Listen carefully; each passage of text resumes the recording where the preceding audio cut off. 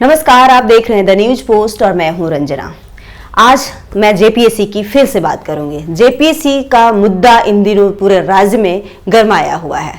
मुद्दा इतना गरमाया हुआ है कि विधानसभा सत्र का जो शीतकालीन सत्र है उसका दूसरा दिन भी जेपीएससी से सदन में विपक्ष के द्वारा लगातार हंगामा किया गया। पूरा सदन 2 दिन जो है वो जेपीएससी के नाम से ही गूंजते रहा और सोमवार को सुबह 11 बजे तक सदन को स्थगित कर दिया गया है।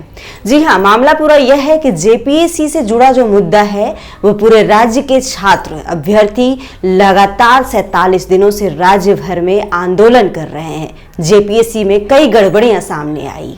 आयोग लगातार सीरियल क्रमवार रोल नंबर वाइज वाले छात्रों की लिस्ट भी निकाला और उन्हें अयोग्य साबित कर फेल कर दिया। 47 छात्रों को फेल किया है और 8 छात्रों को पूरी तरह से डिस्क्वालीफाई कर दिया गया है। राज्य में जेपीएससी ऑटोनॉमस बॉडी है। ऑटोनॉमस बॉडी होने के कारण उसके पास पूरा अधिकार है, वो कुछ भी निर्णय ले सकती है। लेकिन सदन के दौरान ही माननीय मंत्री क्या कुछ बोल रहे हैं आप भी देखिए इस रिपोर्ट में। मंत्री कह रहे हैं कि अगर विपक्ष ईडी और सीबीआई से जांच करवाने के लिए हर डिपार्टमेंट को कहेगी तो यह कैसे हो सकता है। और नहीं तो उन्होंने यह भी कहा कि जेपीएससी ऑटोनॉमस बॉडी है, उसके पास स्वतंत्र निर्णय लेने की पूरी आजादी है। हर समय उसमें कोई भी नहीं कुछ भी इंटरफेयर कर सकता है। लेकिन जेपीएससी ठहरा विवादों से गहरा नाता रखने वाला। जेपीएससी दूसरी से लेकर 7वीं से 10वीं पीटी परीक्षा परिणाम तक का अगर रिपोर्ट और रिजल्ट देखा जाए तो विवादों से घिरा रहा है। हर मामले में अब आपने देखा होगा कि सर्वोच्च न्यायालय ने भी अपनी टिप्पणी की है कि हर मामलों में सीबीआई और ईडी, हर मामले में सीबीआई, तो बाकी संस्थाओं का क्या उचित रह जाएगा फिर। और जेपीएससी खुद में एक ऑटोनोमस बॉडी है और कहाँ क्या तथ्यात्मक जो भी बातें हैं उसको जेपीएससी ने उसको स्पष्ट किया है। और बहुत सारे लोग कोर्ट भी गए थे, न्यायालय में भी गए थे, न्यायालय ने भी साफ कहा है कि हम परीक्षा स्थगित नहीं कर सकते हैं।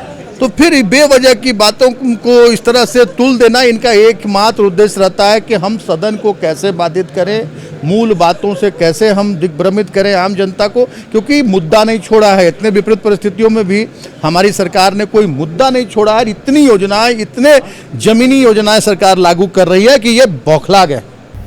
तो आपने सुना, माननीय मंत्री ने कहा कि जेपीएससी एक ऑटोनॉमस बॉडी है, उसके पास अधिकार है, वह स्वतंत्र है निर्णय लेने के लिए।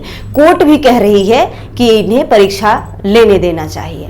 बहरहाल राज्य के ये माननीय मंत्री छात्रों को इतने बड़े पैमाने में जो छात्र अपना परीक्षा देते हैं और परीक्षा परिणाम आने के बाद घोटाला अगर साबित होता है, उसके बाद मंत्री का इस तरह का बयान कितना सही साबित होता है ये तो छात्र ही बताएंगे। राज्य के एक और माननीय मंत्री से जब मीडिया ने सवाल किया कि जेपीएससी को लेकर लगातार विपक्ष हंगामा कर रही है, छात्र, राज्य भर के छात्र आंदोलन कर रहे हैं, तो उन्होंने कहा कि मैं भी यूपीएससी का परीक्षा दिया था 1971 में। हमारा भी प्रोविजनल मार्क्स अपलोड किया गया था। आयोग ने भी प्रोविजनल मार्क्स अपलोड किया और 57 छात्रों का जिनका मार्क्स को लेकर विवाद हुआ उन्हें वो हटा दिया, अयोग्य साबित कर दिया। तो ये यूपीएससी जो है वो भी प्रोविजनल मार्क्स अपलोड करती है, तो जेपीएससी ने भी किया, इसमें क्या हर्ज है। बहरहाल देखिए माननीय क्या कह रहे हैं। छात्र माननीय की बातों को गंभीरता से सुने।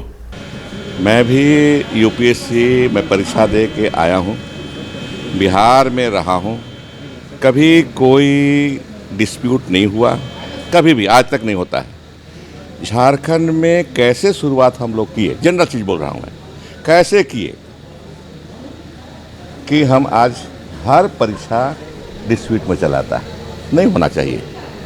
20 साल में 6 परीक्षाएं ले पाए हैं, अभी हम 7, 8, 9, 10 का ले रहे हैं, उस पर भी डिस्प्यूट। कहाँ पर त्रुटि है मैं नहीं बोल रहा हूँ उस पर, लेकिन डिस्प्यूट क्यों हो रहा है ये समझ में नहीं आता।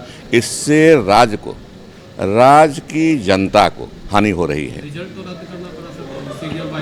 नहीं देखिए ऐसा है, वो नहीं उस तरह का नहीं, देखिए उसको इसीलिए लोग कह रहे थे ना कि प्रोविजनल क्यों लिखा हुआ है। तो हर परीक्षा का रिजल्ट कॉम्पिटिटिव एग्ज़ाम का प्रोविजनल निकलता है। जब मैं भी दिया था 1971 में तो रिजल्ट निकला था क्वालिफाई करने का, तो भी प्रोविजनल लिखा हुआ था। उसमें त्रुटि होती है। जब बड़ी चीज़ें होती हैं तो त्रुटि होती है और उसका निराकरण भी किया जाता है, इसलिए प्रोविजनल लिखा जाता है। शीतकालीन सत्र का जो दूसरा दिन था, पूरे तरीके से सदन हंगामे से भरा रहा। विपक्ष के द्वारा लगातार पूरे सदन में जेपीएससी की ही गूंज उठती रही। इसी में भवनाथपुर के जो विधायक हैं भानु प्रताप शाही, लगातार अगर बात की जाए तो 1.5 घंटे तक वो वेल में आकर लगातार स्पीकर भी मना कर रहे थे कि भाई ऐसे बातों को ना रखें। लेकिन भानु प्रताप शाही मीडिया से बात करते हुए कहा उन्होंने कि इस जेपीएससी ने जो भी पीटी परीक्षा ली है उसे रद्द करे। उनकी मांग थी सीबीआई की जांच हो। विपक्ष जेपीएससी को लेकर एकदम से विवाद खड़ा किए हुए है और विपक्ष कह रही है कि जेपीएससी का पूरा जांच सीबीआई से हो। तो अब कौन सी ईडी करती है जांच या सीबीआई करती है, ये तो देखने वाली बात होगी। वही विपक्ष का यह भी मांग है कि जो अमिताभ चौधरी जेपीएससी के चेयरमैन हैं उनको भी बर्खास्तगी की मांग की जा रही है। और पूरा भारतीय जनता पार्टी और विपक्ष आजसू सहित हम लोगों ने मिल करके जेपीएससी के विषय को उठाने का काम किया, कार्यस्थगन लाने का काम किया और सरकार को मजबूर किया जवाब देने के लिए। और जब हम लोगों ने आसन से मुख्यमंत्री से इसके पक्ष में जवाब मांगा तो मुख्यमंत्री जिस तरह से कुटिल मुस्कान के साथ इसको टालते हुए देखे, अब हम लोगों को सख्त संदेह है कि इस जेपीएससी स्कैम में मुख्यमंत्री सीधे सीधे रूप से इन्वॉल्व है। अगर मुख्यमंत्री इन्वॉल्व नहीं होते तो इस तरह से कुटिल मुस्कान से इतने बड़े गंभीर विषय को वो टालने का काम नहीं करते। ये पूरे प्रदेश का विषय है, पूरे प्रदेश के भविष्य का विषय है। पद और पैसा से अगर आप पदाधिकारी बनाएंगे तो आने वाला झारखंड लूटखंड में बदल जाएगा। इसलिए हम लोग जेपीएससी का सीबीआई जांच की मांग किए हैं और हम लोगों ने जो जेपीएससी के चेयरमैन हैं उनको बर्खास्त करने का मांग किया है और पीटी परीक्षा रद्द हो इसका भी मांग करने का काम किया है। आप लोगों ने देखा होगा, सुना होगा और सरकार जिस तरह से कनी काट करके निकलने का काम की है, इससे ये बात साबित होता है कि कहीं ना कहीं अप्रत्यक्ष प्रत्यक्ष सरकार इस जेपीएससी घोटाले में इन्वॉल्व है। मुख्यमंत्री का पूरा संरक्षण जेपीएससी घोटाले को प्राप्त है। विधानसभा शीतकालीन सत्र का दूसरा दिन भी हंगामेदार रहा। विपक्ष के द्वारा जेपीएससी के मामले विधानसभा में गूंजते रहे। वहीं विधानसभा का जो शीतकालीन सत्र है वो सोमवार को 11 बजे तक स्थगित कर दिया गया है। इस मुद्दे पर विपक्ष और पक्ष के सभी अलग अलग विधायकों के द्वारा प्रतिक्रिया भी दी गई है।